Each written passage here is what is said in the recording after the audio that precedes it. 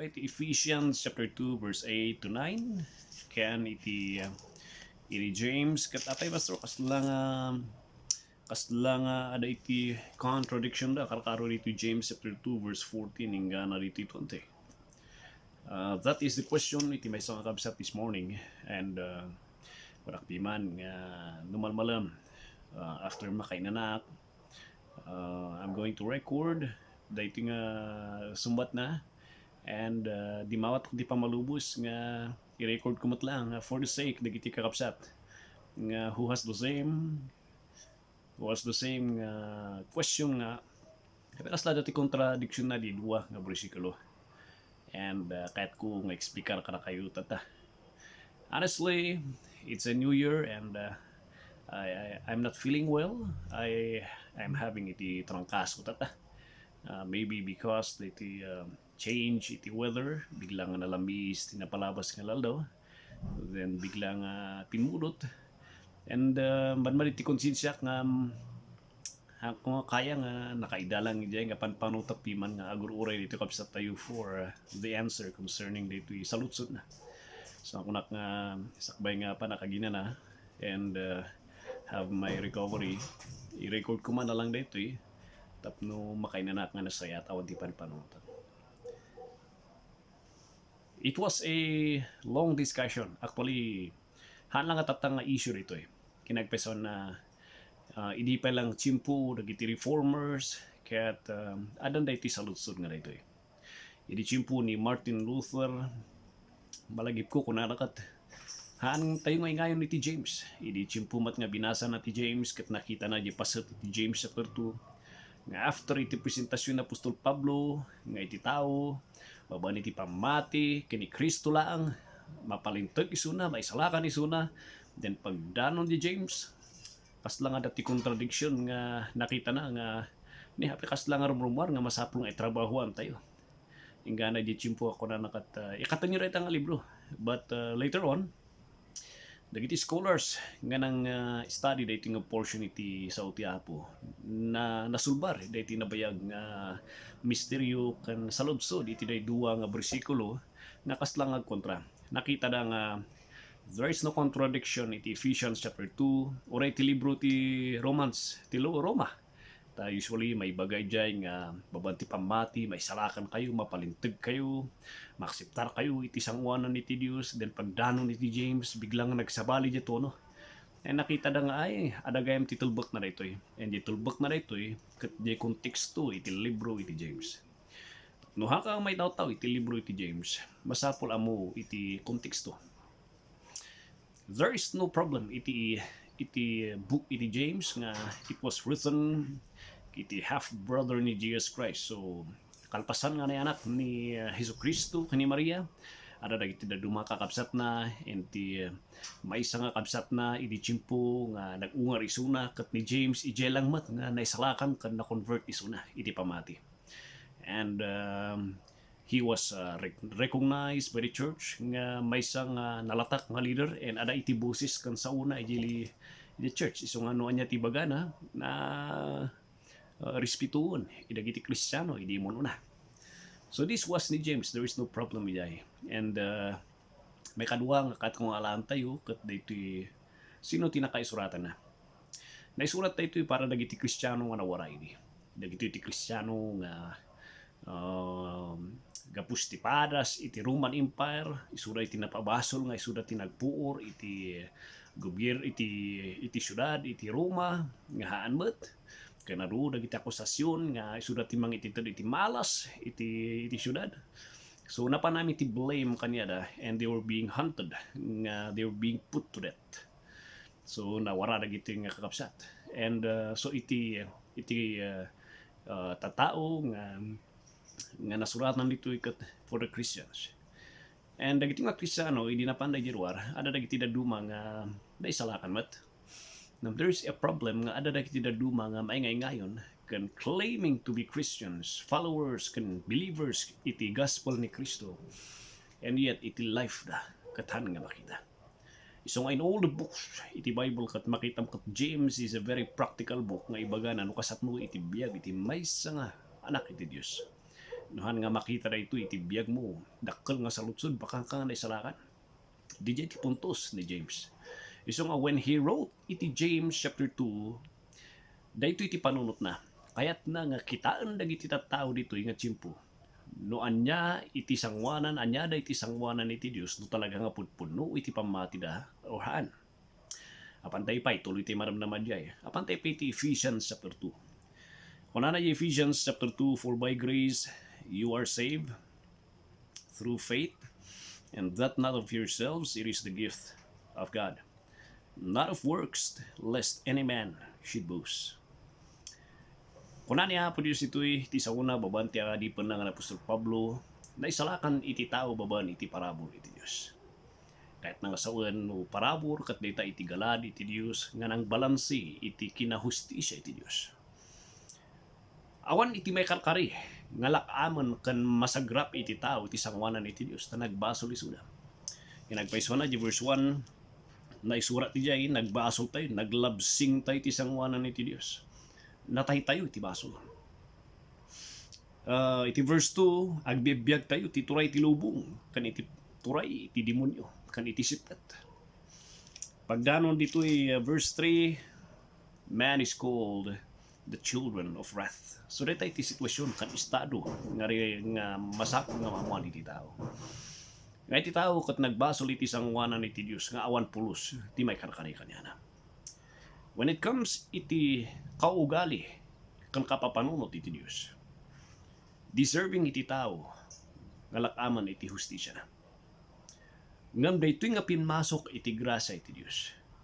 No kung natin nga grasya, daytoy iti opposite iti hustisya iti Diyos, nga although haanda nga may karkari, inted ni Apo Diyos, kan nagplano ni Apo Diyos, iti dalan nga iti tao, kat may salakan. And that is grace. Nga haanda nga may urnungan daytoy, nga haanda nga may trabahuan. Daytoy iti emphasis iti Roma chapter 10, chapter 11 later on. I'm going to preach about that. Na kunana no iti parabor kat nalagunod mo. Ginunod mo iti parabor iti Dios gapus ti aramid mo. Then it's no more grace. Gapus ta in trabahuan. Iti Ephesians chapter 2, kat haan mo nga naitrabahuan iti panakaisalakan mo. You do not deserve to be saved at the very beginning. You do not deserve nga agbalin nga anak ti Dios, agbalin nga tao iti Apo, agbalin nga citizen iti heaven, nga lakamam ti eternal body, nga you will possess also the eternal place iti Dios, ken maikang ka iti nasaya at kan napintas nga relasyon iti Dios nga akseptaran na napakawan. Han ka nga may karkari diyay. Iso nga diyay iti pinmasukan iti grace. Nga iti riknakan panunot iti Diyos. Han na nga inbukbuk iti hustisya na. Rather, inpakita na iti grasya na. Nga inted na, ni plinano na, iti panakaisalakan lata iti tao, although they do not deserve. Iso ti kunana di for by grace, ijay kayo nga naisalakan. That is all iti plano iti Diyos. Babaan iti pamati. Babaan iti pamati. That is faith. Faith kat isu ti instrumento dayta ti regalo iti Dios. Isu nga ituloy mo nga silpuan di ay. And that not of yourselves, it is the gift of God. What is the gift of God nga bagbagan na di ay? It is not referring to the grace, but rather the gift iti Dios nga bagbagana nga nang iturong kanyam kini Kristo Jesus kat isu jay pamati. Jay pamati nga di jay kat isu iti bunga iti panakaited iti life iti Dios. Jay panaka born again tayo. Nga isu baban iti sao iti Dios. Linukatan niya po Dios kapanunutan tayo. Inikana tayo iti biyag nga maawatan tayo iti ebanghelyo na. And iti bunga na iti sao iti Dios nga nangag tayo iti ebanghelyo kat pamati. Nalukatan ti aming nakapanunutan tayo. Na to the point nga nag-surrender ka. Gapus ti panagtrabaho iti Dios Santo Espiritu. Iso nga di iti rumrumaran iti regeneration or born again kan iti sao ti Apo. Ngahan nga agsina di nga iti Santo Espiritu lukatan nati panunot ti maysa nga tao. So di ko na nga ni Lydia di Acts chapter 16, and the Lord opened the heart. Linukatan nati puso ni Lydia. And dating di nga tiyempo dinangag na iti mensahe kat naawatan na. Kat nagsamitar iso na iti mensahe iti ebanghelyo nga kasaba na Apostol Pablo. So iti pamati nga dijay kat that is a gift iti Dios. Iti tao who do not deserve to be saved.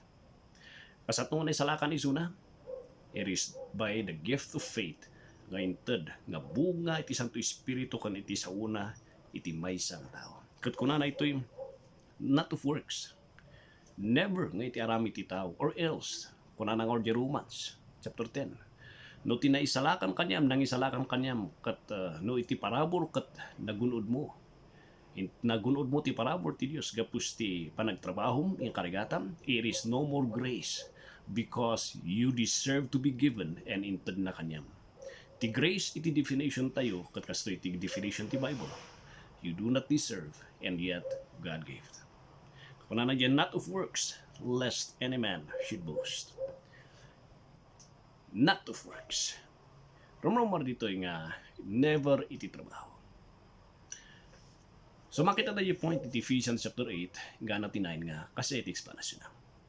Kasatnuay nga pagsabatan tayo James chapter 2 nga diyay. Ano mapangkay ti James chapter 2, rumor nga, kunana diyay, even so faith, if it has not works, is dead being alone. Mapangkay diyay, Give 14, what doth it profit, my brethren? What though a man say he had faith and have not works, can faith save him? Pagkatapos mapankamanan ito verse 20, but will thou know, O faith, O vain, but will thou know, O vain man, that faith without work is dead. No, kita nyo katada ti talong faith nga na-mention ito eh. First, living faith, saving faith, di si bibiyag nga pamati. That is the faith nga ibagbaga na Apostol Pablo iti Ephesians chapter 2 verse 8 to 9 nga inted na iti maysa nga nalukatan ti kapanunutan na who were being born again by the Lord nga naikan iti kapanunutan na naikan iti biyag nga respond iti ebanghelyo ni Kristo Jesus. And kunana di adapay di kunana nga dead faith implying nga awan ti ebidensya na. Adamat ti kunana dyan nga uray ti demonyo. Di verse 19. Adamat ti demonic faith. Anya ti purpose na rito eh. Dengam na ito eh. Dengan nyo na ito eh. Dahil ti talo nga faith nga rito eh. Kat na ito dahil nga talo nga faith. Tapno i-distinguish kada tayo. Kan iklaro ni James kada tayo. Nga dyan kung kunana Apostol Pablo di Ephesians chapter 2 verse 8 to 9. Kan iti libro na iti Galatians. Kan libro nga na isurat iti Roma. Kahit na nga ibaga kada tayo, nga di pamati nga di nga regalo ti Diyos, nga inted na, nga iso iti in-express tayo, nga tinalak ti Ebanghelyo. Iso tinausar kan instrumento, nga tinalak tayo, ti Ebanghelyo ni Kristo Jesus. Adda iti biyag, kan adda iti diferensyana, iti may nga tao who possess di nga faith. Haan nga mabalin nga ibagam nga you possess that living faith, di Ephesians 2:8-9, kan book ti Romans, kan Galatians, nohan nga makita iti biyag. Kastamot ti demonyo, haan nga mabalin nga amom lang dijay. Uray ti demonyo amom dijay. So dito iti pangkitaan na isulat di libro iti James tapno iklaro kada tayo nga kastoy dengan nyo. Iklaro kada tayo jay pudpudno nga pamati nga nagtao iti Dios. No kitaan nyo iti Ephesians, iti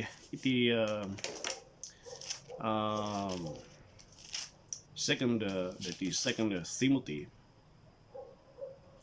iti chapter 2 verse 24-25. Kunana ijay. And the servant of the Lord must not strive, but be gentle unto all men, ready to teach, patient, in meekness instructing those that oppose him, if God perhaps will give them repentance to the acknowledging of the truth. Kitaan nyo na ito. An-anusan nyo, da kayo nga ministro. Tabarbarang ni Apo Diyos, isunat ti mangitad iti managbabawi nga puso kanyada. Sunit ti author iti repentance.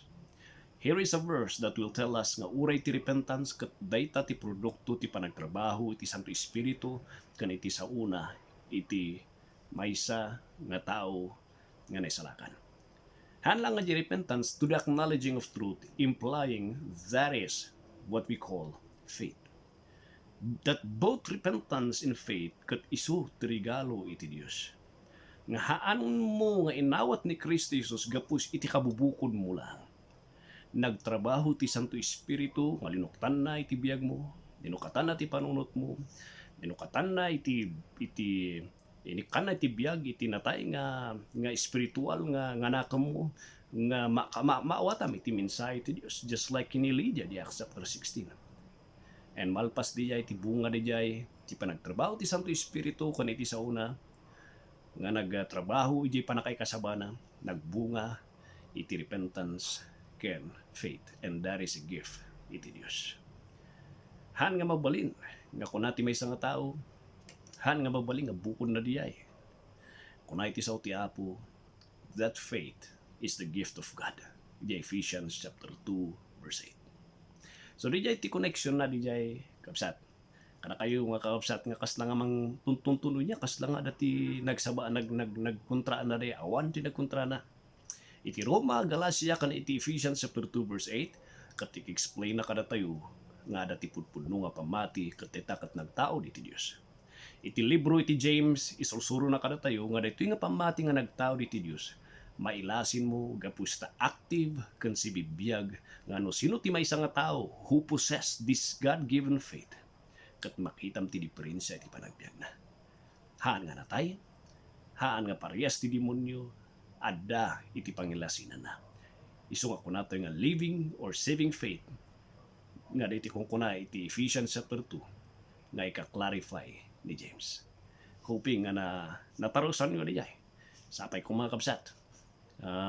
Tanawatan tayo di ulukas to nga medyo hang kapay lang ti panunot nga sapay kuma tanang ito lawlawag. Awan ti contradiction. Ephesians chapter 2 verse 8, ket pamati ti magsalakan. Iti James chapter 2, ilawlawag na kan ika-clarify na kada tayo no anya kan sino tinaadaan kanang possess DJ saving faith nga ada di Ephesians chapter 2 verse 8 and 9 kan di Romans kan iti Galatians. God bless kapsat, and ni Apo iti mangidalam kada tayo. Oray ti dating panaglamis man natin panawan. God bless.